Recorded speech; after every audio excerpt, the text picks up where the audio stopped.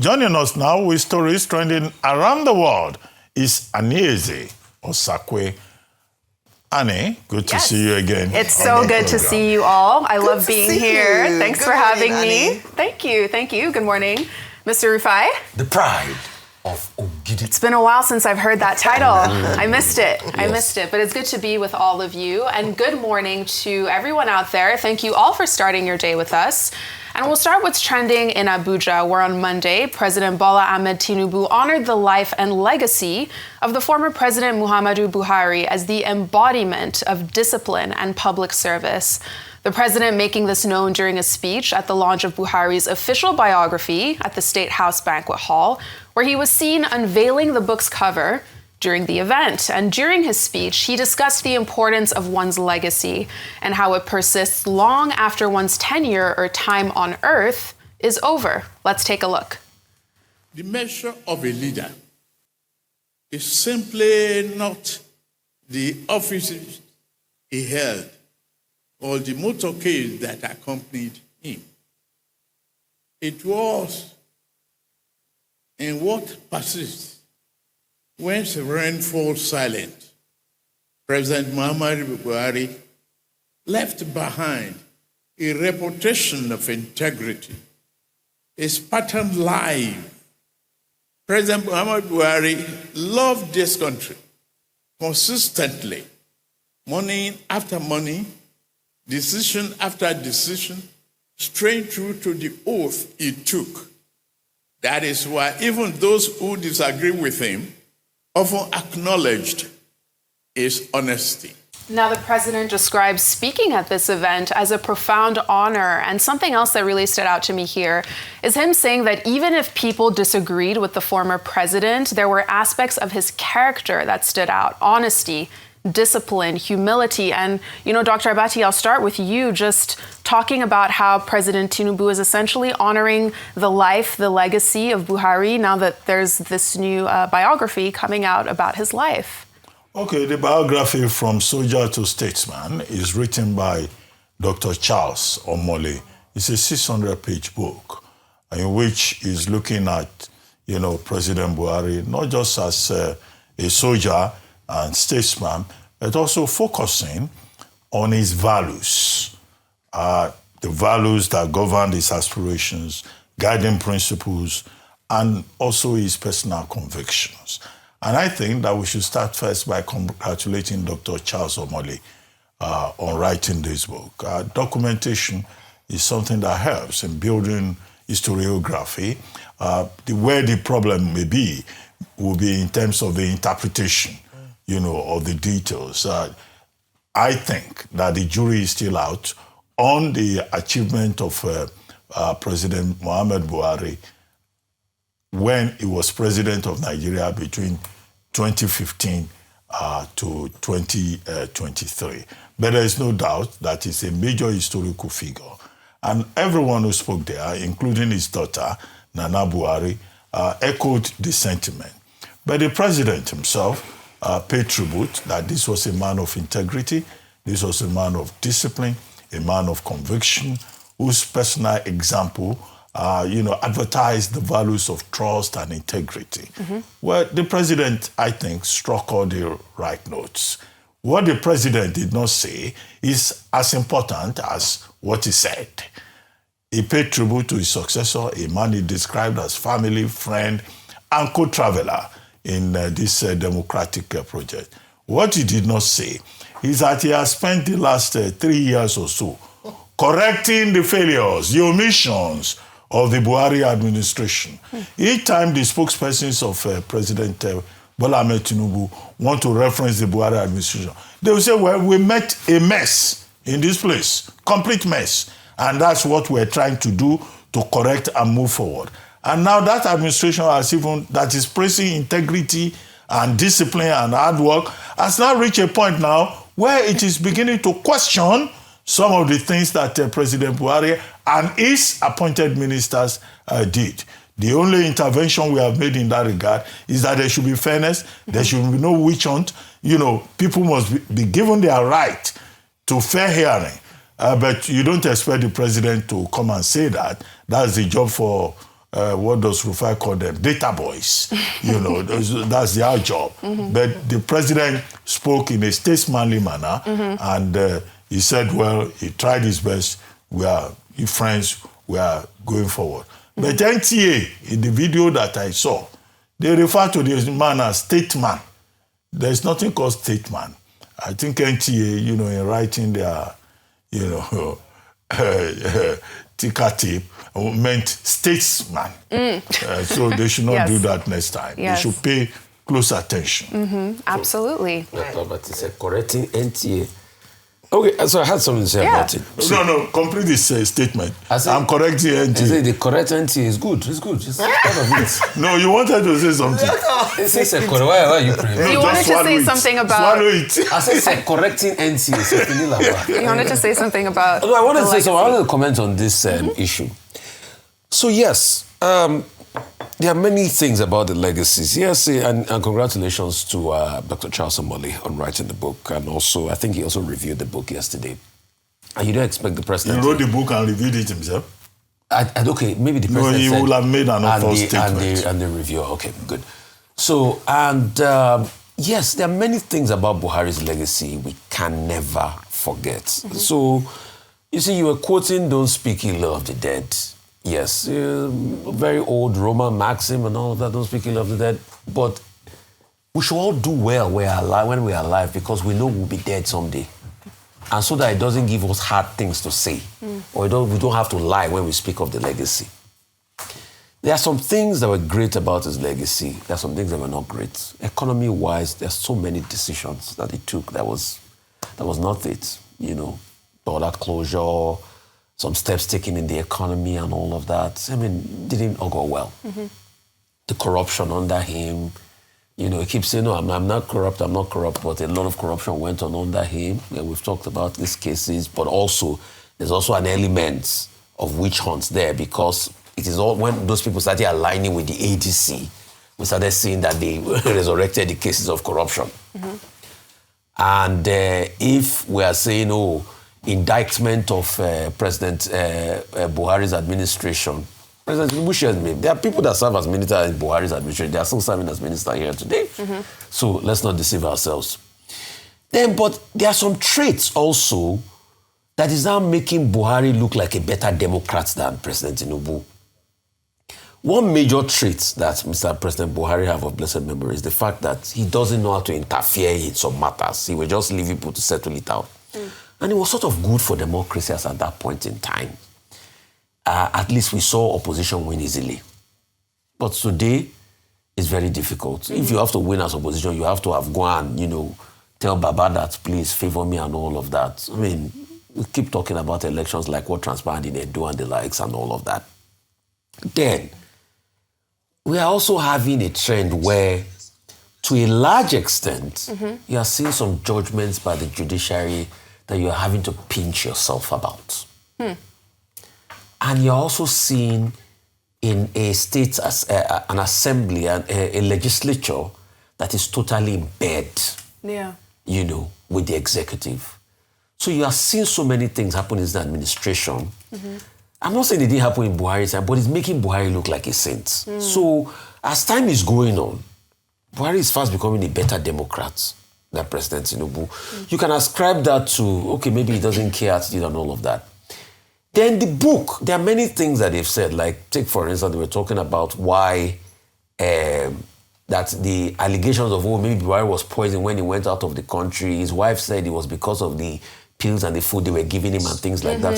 So there are many things that happen in the book, but you don't expect the president to say anything contrary as regards his legacy. Exactly. But there are many things President Buhari didn't try on. But there are many things that then we saw that was not good. And how do I forget? A dot in the circle. We called a group of people in this country a dot in the circle. Let's never forget that. A lot to remember, to denigrate a group of people. Well, quickly, the book is not about the comparison of Buhari and President Tinubu. If you want to compare, I consider President Tinubu a more present-minded, more active, more progressive, more productive president than President Buhari. Don't speak ill of the dead. President Buhari was it President Buhari? No. Since we are being factual, President Buhari was sleepwalking.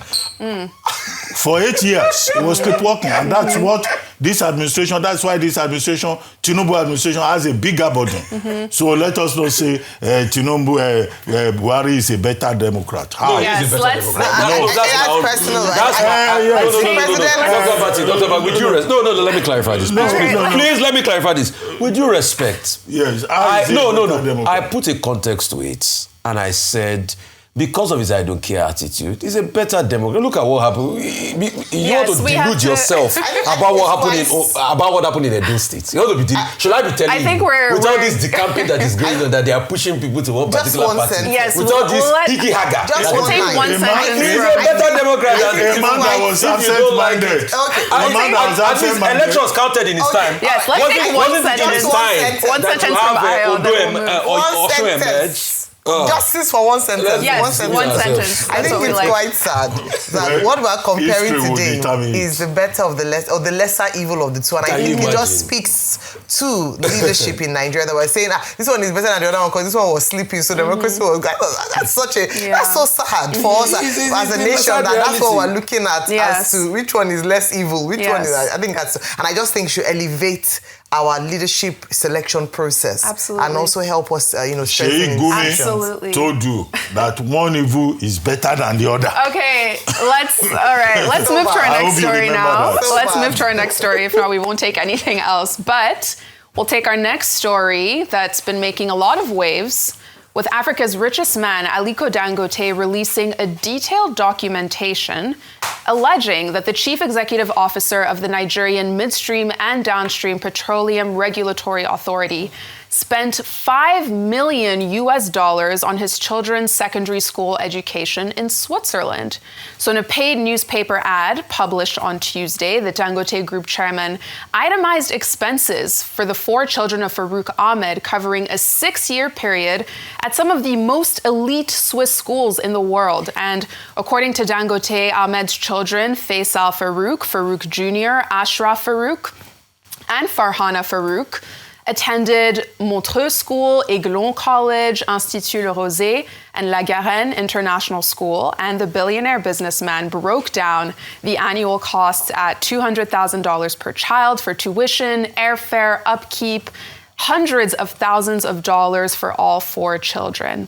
Over the 6-year period, Dangote calculated their living expenses as well, and air tickets per child, at $1.2 million, amounting to $4.8 million for all 4 children. Now, Dangote is also calling on Ahmed to appear before a Code of Conduct Tribunal to explain to Nigerians how he was allegedly able to pay all of this money for his children's school fees in Switzerland. And I'll just take one tweet in reaction from Honorable Rilwan, who said, "I suspect that Dangote does not have competent media advisors. Targeting Malam Farouk's family is a disgraceful move, an act of desperation, and a clear indication of Dangote's weakness. Farouk has done nothing wrong except to challenge you based on facts, professionalism, and in providing regular updates on our monthly oil consumption. This shouldn't justify the attack on his children and family members. In addition, his children are on scholarship abroad, implying Dangote lied and has turned himself into a blackmailer. Such a shame." And I'll go to you on this one, since you had one sentence on the last story. I mean, these are some of the most expensive schools in the world. These are very strong allegations. What do you make of all of this? How should Nigerians be seeing this story? First, let me say that the House of Representatives chairman on Committee on Petroleum Resources and Downstream, Honorable Ugo Chinyere, has asked that all parties sheath their swords and they shouldn't go to the media anymore. Let them resolve the matter. And I think that's a good move. However, I also think and believe that, and yesterday we were talking about the EFCC, whether or not this administration was weaponizing certain institutions to target political enemies. And this case was cited, and there's a clear case of a man of standing like Alhaji Aliko Dangote has made serious allegations of a man who is sitting atop an agency of government. And the first or the natural thing to do afterwards is to institute an investigation, even on the basis of the defamation or just to make the work of the EFCC easier. This is someone who has done the groundwork for you. So what you're now doing in the interest and in the spirit of anti-graft and anti-corruption is to investigate the matter, and if found guilty, then let him go through the process. I don't think that this intervention by the House of Representatives should shut down the matter or should put it and call it a family matter. We don't want to hear that in the future. These are serious allegations, and I think and I believe that more of these kinds of revelations should come out. People whose salary allowances is not commensurate to their lifestyle, and we see a lot of this. It's just that we've become so desensitized to it. We are so used to it, to see politicians who don't have any other source of income begin to live large following the appointment, or whether political appointment or in political office, and then we say nothing about this. Now, because of this, whatever issue might have happened, let the truth come out, let an investigation be done. If it is true, if Engineer Ahmed cannot demonstrate how he's able to afford such exorbitant fees, and I think it was also instructive that they mentioned that he comes from a state where the basic cost of education at 10,000 naira, many people in his state cannot afford it. Don't forget that also the North is home to the largest number of out-of-school children in Nigeria, and Nigeria makes up the highest number of out-of-school children in the world. And so it is unfair to see this kind of disparity where your people, areas like this, we talk about governance, are suffering, and one man can spend this amount to train his children, and we keep talking about the state of Nigeria. A fuller investigation ought to be instituted. If found guilty, then should face full wrath of the law. Well, I think that at the base of this is conflict between industry and the regulator. Industry is important to create jobs, to provide opportunities, promote investment, but the regulator is also important. When you have conflict between the regulatory agency and industry, then you have this kind of messy situation. And it has degenerated now to, personal issues between a major industry player and the regulator. However, in terms of the issues, Alhaji Dangote referred to Code of Conduct Bureau. Once upon a time in this country, there was a code for public servants. I think it still exists, but nobody follows it. You are not allowed to live above your means. In fact, once upon a time in this country, if you were traveling abroad on official duties and you wanted to go with your wife or with a side chick, the state will make sure that you don't use state funds to do that. Now, we have had years of abuse. So the point that Alhaji Dangote is bringing up is an important whistleblowing kind of thing, which should be investigated, irrespective of whatever conflict exists at the regulatory level. Issues about quality, about facilities at the NMDPRA, about importation of fuel to frustrate local industry. Now the House of Reps saying that they want to bring the parties together and investigate this is also important. Grave allegations, and the House of Reps members, they exist there to look out for our interests. But I hope that when they gather, our interest, not our interest, please. No, for our interest as a people. When they gather, we hope that they will look at the substantive issues beyond personality issues. Your child is here. Your factory is this. They will investigate and act in the public interest. With people asking also how all of these kids got scholarships in the first place. We have to move to the next story. Real quickly, when does the House of Rep ever look out for our interest? It's not in the House of Rep, a matter that concerns all of us with NDDC issue. They say off your mic. Until today, we don't hear about that corruption again. It's their own interest. It's how it's going to also be sweet for them they are looking at. Don't mind them. They are not looking at for our interest. All right, so let's take our next story. Busy day today to Los Angeles, where the city and Hollywood are in complete shock after Rob Reiner, a popular actor and filmmaker, and his wife Michele were found stabbed to death on Sunday afternoon. And to add to this deeply tragic incident, their son, Nick Reiner, was arrested and booked on suspicion of murdering them. His parents at their home in LA. Now, speaking at a news conference you see there on Monday, Jim McDonnell, the chief of LA police, said that the police had taken Nick Reiner into custody and he was being held without bail. The Reiners were found dead after police responded to a call on Sunday afternoon, and their death has sent total shockwaves. We have celebrities, politicians, fans, all offering their tributes. And I'll take one from the former President Barack Obama, who said in a tweet or a statement posted that Michele and I are heartbroken by the passing of Rob Reiner and his wife. His achievements in film and TV gave us some of our most cherished stories on screen. But beneath the stories was a deep belief in the goodness of people, a lifelong commitment to putting that belief into action. Together, he and his wife lived lives defined by purpose. They'll be remembered for the values they championed, the people they inspired, and they sent their deepest condolences to all who loved them. But later on Monday, we also had the U.S. President, Donald Trump, weighing in to react to the Reiner's death. And instead, he suggested that the couple was murdered because of Reiner's previous criticisms of Trump and his politics. The U.S. President wrote about it in a post on Truth Social, but then he doubled down when he was asked about it at the White House. Let's watch. A number of Republicans have denounced your statement on Truth Social after the murder of Rob Reiner. Do you stand by that post? Well, I wasn't a fan of his at all. He was a deranged person as far as Trump is concerned. He said he knew it was false. In fact, it's the exact opposite, that I was a friend of Russia, controlled by Russia. You know, it was the Russia hoax. He was one of the people behind it. I think he hurt himself in career-wise. He became like a deranged person, Trump derangement syndrome. So I was not a fan of Rob Reiner at all in any way, shape, or form. I thought he was very bad for our country, yeah.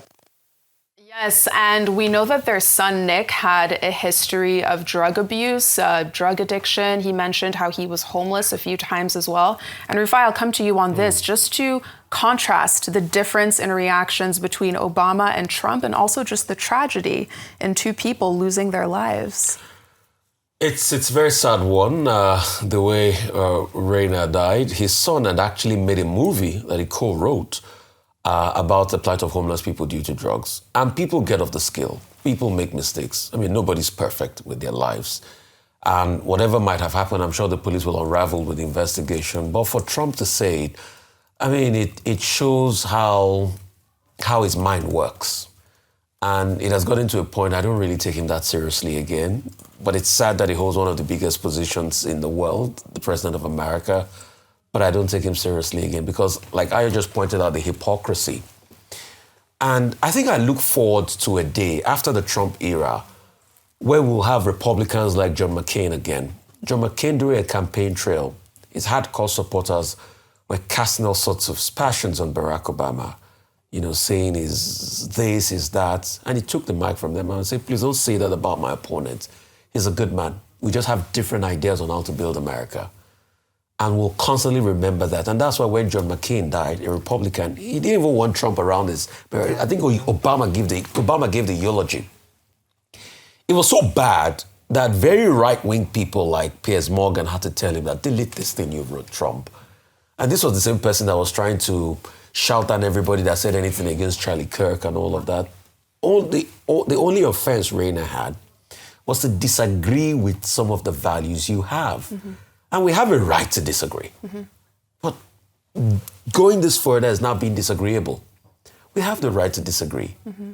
Those values anyway that Trump now goes against together. We all forget Trump used to be a Democrat before. Mm-hmm. He held those values very dear. He was a very liberal New York man.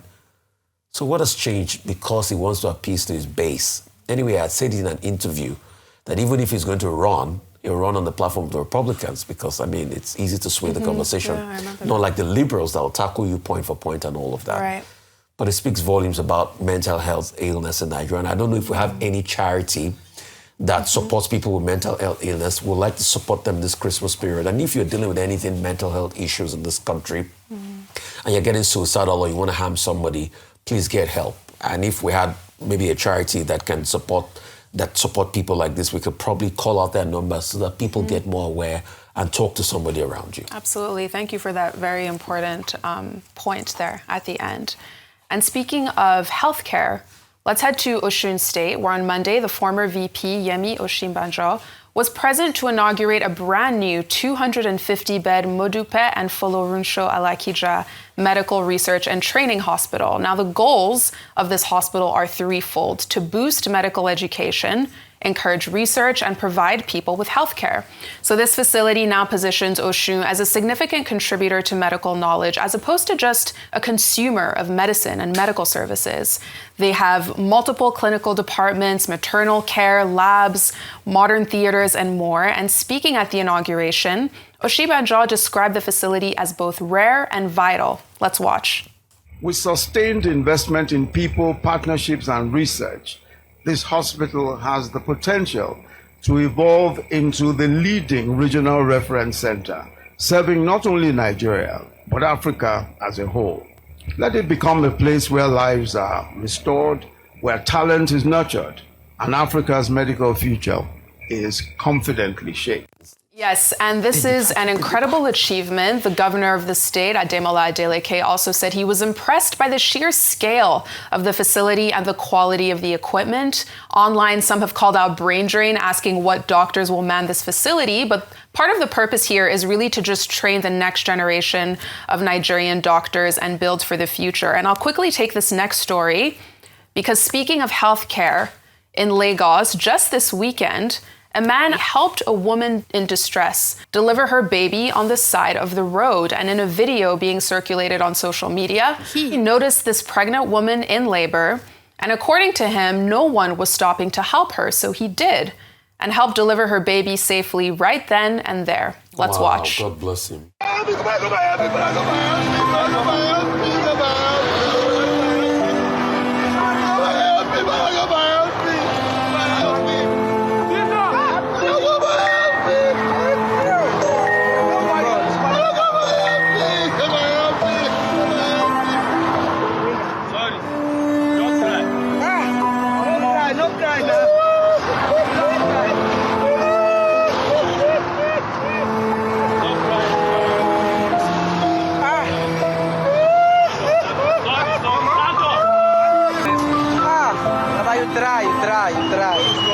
Try.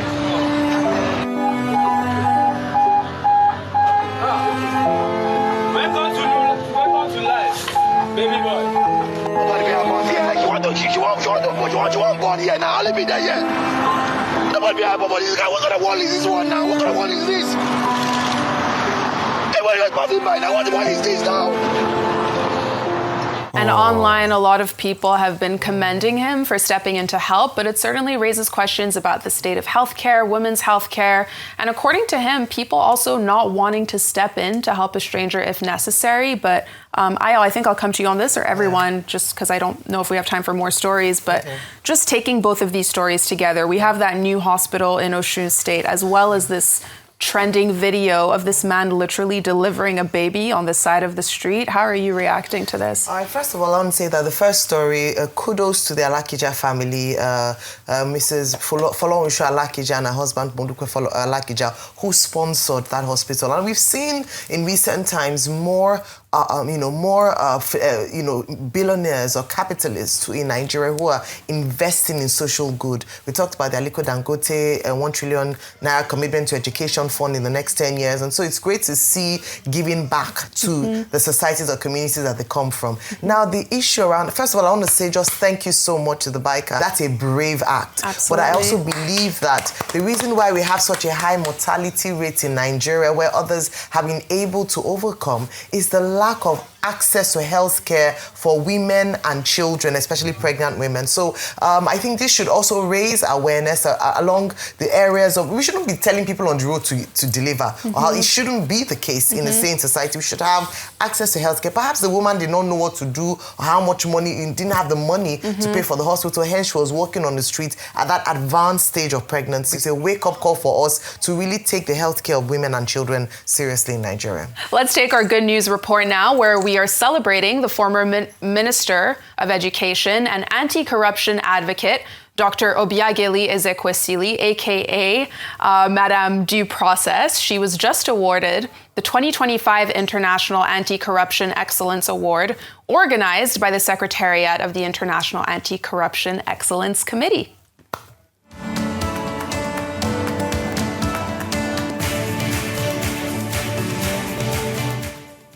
Now, the award was conferred on Sunday in Doha, with the award committee saying that her nomination for this award went through a rigorous independent assessment to find someone who exemplified the values of expertise and integrity.